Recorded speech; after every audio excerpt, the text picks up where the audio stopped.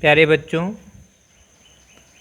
आज मैं कवि कुलगुरु कालिदास पाठ का 6वां पैराग्राफ पढ़ाने जा रहा हूँ। आप सभी लोग ध्यान से देखेंगे। कालिदास काव्य संगिरसः श्रृंगारो वस्ति।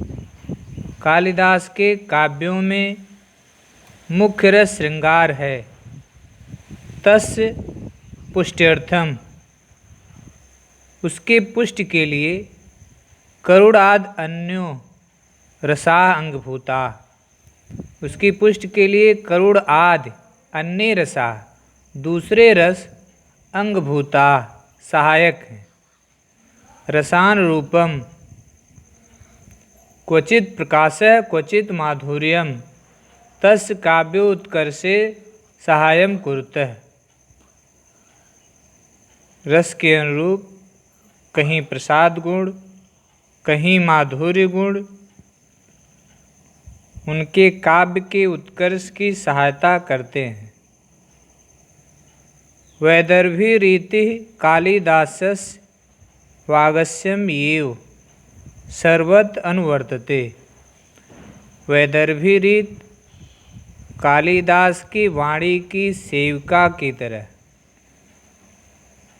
सभी जगह अनुकूल व्यवहार करता है। अलंकार योजनायाम कालिदासो अद्वितीय। अलंकार योजना कालिदास की अद्वितीय है। यद्यपि उपमा कालिदासस्य उक्ति उपमा योजनायाम एव कालिदासस्य वैशिष्ट्यम आख्यात। यद्यपि उपमा कालिदासस्य उक्ति कालिदास की उपमा योजना की विशेषता को बतलाती है, तथा फिर भी उत्प्रेक्षा अर्थांतरन्यास आदि अलंकारों का प्रयोग तेनयु सहजतया उन्होंने सरलता से कृतः किया है। कालिदासस्य नाटकृतिषु, कालिदास की नाट्य रचनाओं में विशेषकर शाकुंतले, शाकुंतलम नाटक वस्तु विन्यास कथा योजना अनुपम है, सुंदर है। चैचित्रणम सर्वथा नवद्यम, चैचित्रण सभी तरह से दोष रहित है। संवाद शैली संप्रेषणीयास्ति, संवाद शैली प्रेषण गुण से युक्त है। सममेव साथ में ही भारतीय संस्कृत उत्तानाम धर्म काम मोक्ष मूलानाम मानव मूल्यानाम प्रकाशनम लभते। साथ ही भारतीय संस्कृति के अनुरूप धर्म अर्थ काम मोक्ष स्वरूप मानवीय मूल्यों का प्रकाशन कालिदास की विशेषता है। आश्रमवासिनीम शकुंतलाम निवर्ण्यम, आश्रम में रहने वाली शकुंतला को देखकर मन में काम का अनुभव करते हुए दुष्यंत तब तक शांति को प्राप्त नहीं करते हैं जब तक क्षत्रिय द्वारा विवाह करने योग्य विश्वामित्र की पुत्री नहीं जान लेते हैं।